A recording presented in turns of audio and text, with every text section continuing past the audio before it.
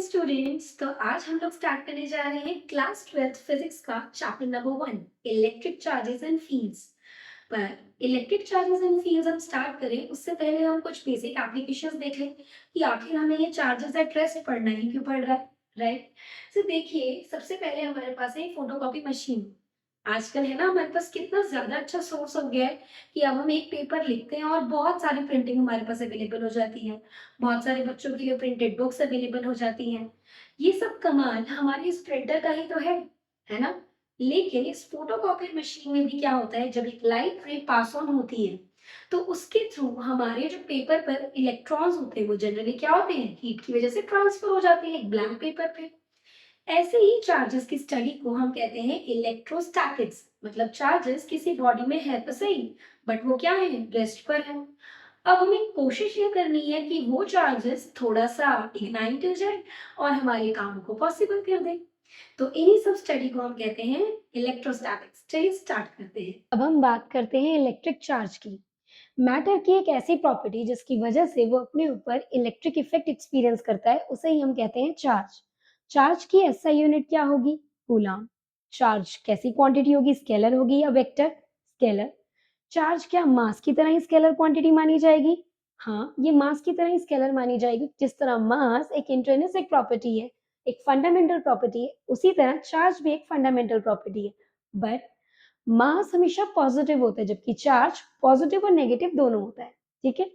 इसके बाद हम ये देखते हैं कि इलेक्ट्रिक चार्ज की स्मॉलेस्ट मेजरेबल यूनिट क्या है।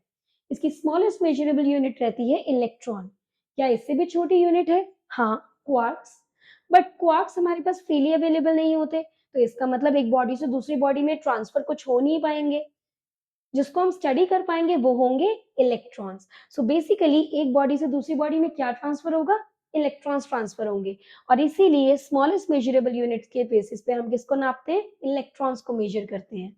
और जिस तरह एक इलेक्ट्रॉन का चार्ज कितना होता है? 1.6 इंटू 10⁻⁹ कूलम। अब हम देखते हैं कि चार्जिंग के डिफरेंट वेज क्या हैं। तो इसमें हमें पता लगता है कि चार्जिंग 3 तरीकों से हो सकती है: फ्रिक्शन, कंडक्शन और इंडक्शन। फ्रिक्शन में क्या होगा? दो बॉडीज को हम ले आएंगे, एक दूसरे से विग्रसली रब करेंगे।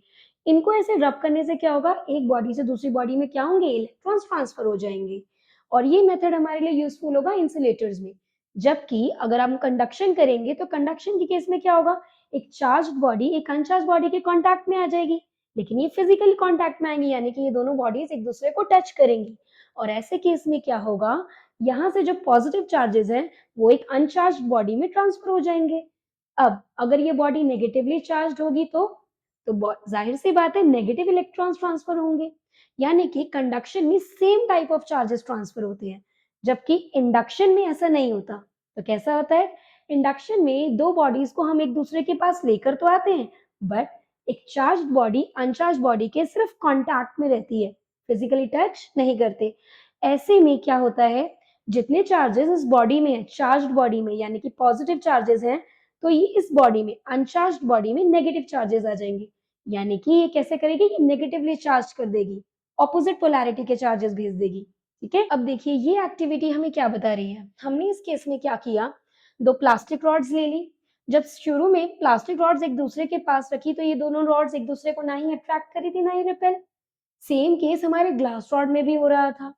लेकिन जैसे ही हमने प्लास्टिक रॉड्स को फर से रब किया तो क्या हुआ? ये दोनों बॉडीज अपने आप में नेगेटिवली चार्ज हो गई और एक दूसरे को रिपेल करने लगी। सेम केस हमारा ग्लास रॉड के साथ भी हुआ। हमने ग्लास रॉड को जब सिल्क क्लॉथ से रब किया तो यहाँ पर भी चार्जेस अगेन हो गए, लेकिन अब की बार ग्लास रॉड में कैसे चार्जेस आ गए? पॉजिटिव। और इन पॉजिटिव चार्जेस ने अगेन एक दूसरे को क्या किया? रिपेल। लेकिन थर्ड केस में हमने देखा कि जब हमने एक प्लास्टिक रॉड जिसको हमने पहले चार्ज किया था और एक सिल्क ग्लास रॉड जिसको हमने बाद में चार्ज किया, दोनों को एक दूसरे के कांटेक्ट में रखा तो दोनों बॉडीज एक दूसरे को अट्रैक्ट करने लग गई। इससे हमने ये ऑब्जर्व किया बेसिकली कि जब प्लास्टिक रॉड को फर से रब किया होगा तो क्या हुआ होगा? उसने जाहिर सी बात है कुछ इलेक्ट्रॉन्स गेन कर लिए फर से। ठीक है, जिसकी वजह से वो नेगेटिवली चार्ज हो गई। यानी कि देखो हमें पता तो है ही ना कि इलेक्ट्रॉन्स ही ट्रांसफर होते हैं, इलेक्ट्रॉन्स ही मूवेबल है। तो जब कोई बॉडी किसी से इलेक्ट्रॉन्स खींच लेगी तो वो क्या होगी? एक्सेस ऑफ इलेक्ट्रॉन्स में हो जाएगी। इसी तरीके से जिस बॉडी ने अपने इलेक्ट्रॉन सारे दे दिए तो वो कैसे बन जाएगी? Positively charge. सेम केस हमारे सेल के केस में भी हुआ। सिल्क क्लॉथ से जब हमने ग्लास रॉड को रब किया तो बेसिकली ग्लास से क्या हुआ, सिल्क ने सारे चार्जेस गेन कर लिए, इलेक्ट्रॉन्स गेन कर लिए, तो ग्लास रॉड के पास रिमेनिंग क्या बचा, पॉजिटिव चार्जेस। इसीलिए ग्लास रॉड में भी पॉजिटिव पॉजिटिव होने से क्या हुआ, रिपल्शन हुआ। लेकिन दोनों में जब ऑपोजिट चार्जेस थे तो अट्रैक्शन हो गया। तो यहाँ पर एक नोट करने वाली बात यही है कि इलेक्ट्रॉन्स का ट्रांसफर जो होगा वो फ्रिक्शनल इलेक्ट्रिसिटी की वजह से ही होगा, यानी कि चार्जिंग बाय फ्रिक्शन की वजह से ही होगा। सो कंक्लूजन्स के थ्रू हमें ये पता लगता है कि लाइक चार्जेस एक दूसरे को रिपेल करेंगे और अनलाइक चार्जेस एक दूसरे को अट्रैक्ट करेंगे। सिमिलरली चार्जेस के और भी बेसिक प्रॉपर्टीज हैं, जैसे कि एडिटिविटी, जो हमें बताती है कि चार्जेस को आप स्केलर एडिटिविटी, जो हमें बताती है कि चार्जेस एक तरह की स्केलर क्वांटिटीज है, तो आप इन्हें सिंपल बेसिक लॉज में भी ऐड कर सकते हैं। फिर आती है कंजर्वेशन की प्रॉपर्टी, जो कहती है कि total charge of the isolated system is always conserved. इसका मतलब एक पूरे सिस्टम के अंदर चाहे 1 कूलाम चार्ज हो, 2 कूलाम हो, -3 कूलाम हो, 5 कूलाम हो, कुछ भी चार्ज हो, लेकिन जब आप इन सभी को ऐड करेंगे तो पूरे सिस्टम का टोटल चार्ज क्या होगा, कंजर्व्ड हो जाएगा, यानी कि बैलेंस्ड हो जाएगा। तो इसका मतलब ना तो आप चार्जेस को क्रिएट कर रहे हो, ना ही आप डिस्ट्रॉय कर रहे हो, आप सिर्फ एक बॉडी से दूसरी बॉडी में ट्रांसफर कर रहे हो। Next property, most important property है ये हमारी क्वांटाइजेशन। क्वांटाइजेशन हमें ये बताती है कि इलेक्ट्रिक चार्ज हमेशा एक इंटीग्रल मल्टीपल होता है एक इलेक्ट्रॉन। क्वांटाइजेशन हमें ये बताती है कि एक इलेक्ट्रिक चार्ज हमेशा एक इंटीग्रल मल्टीपल होता है एक इलेक्ट्रॉन का।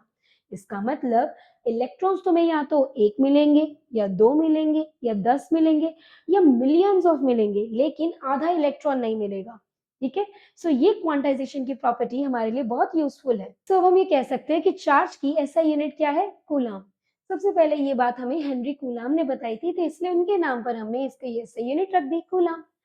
अब हमें यहाँ पर ये कैलकुलेट करना है कि आखिर 1 कूलाम के अंदर कितने इलेक्ट्रॉन्स हैं। अब जल्दी जल्दी बताओ, Q इज इक्वल्स टू क्या होता है, Ne। सो 1 कूलाम के अंदर कितने इलेक्ट्रॉन्स होंगे, उसके लिए हमें एक इलेक्ट्रॉन का चार्ज पता होना चाहिए, जो कि कितना होता है 1.6 इंटू 10⁻⁻19 कूलम। सो यहाँ से अगर n की वैल्यू निकालें तो 1 डिवाइडेड बाय 1.6 इंटू 10⁻⁻19, तो जहां से n की वैल्यू आ जाएगी 6.25 मल्टीप्लाई बाय 10⁻18।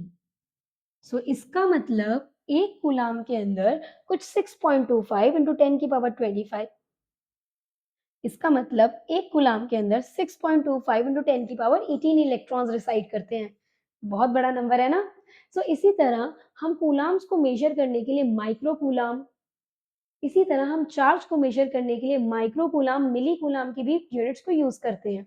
अब देख लेते हैं कि एक माइक्रो कूलाम में कितने चार्जेस होते हैं, 10⁻⁻6, और एक मिली कूलाम में कितने होते हैं, 10⁻⁻3। अब इसी बेसिस पर हम ये बता सकते हैं कि सब्सटेंसेस नेचर में कितने तरीके के होंगे। एक ऐसे सब्सटेंसेस जो अपने अंदर से चार्जेस को फ्लो होने देंगे, तो वो बोलो बोलो क्या होंगे, कंडक्टर्स। और ऐसे सब्सटेंसेस जो अपने अंदर से चार्जेस को फ्लो नहीं होने देंगे, वो होंगे इंसुलेटर्स। तो इसी बेसिस पर हम कह सकते हैं कि हमारे पास नेचर में 2 तरीके के सब्सटेंसेस होते हैं, कंडक्टर्स एंड इंसुलेटर्स।